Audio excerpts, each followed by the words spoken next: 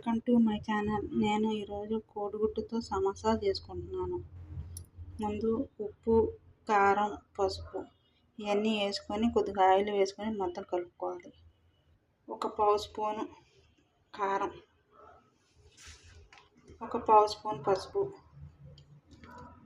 ఒక పావు స్పూన్ ఉప్పు. నేను 3 గుడ్లు వేసుకుంటున్నాను. కొద్దిగా వాటర్, ఇవన్నీ బాగా కలుపుకోవాలి. దీంట్లోనూ గుడ్లు పగలగొట్టుకోవాలి.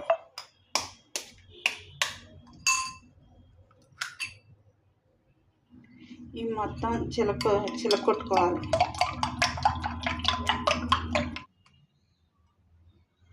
వేసుకోవాలి. అట్టు తిప్పేసుకోవాలి.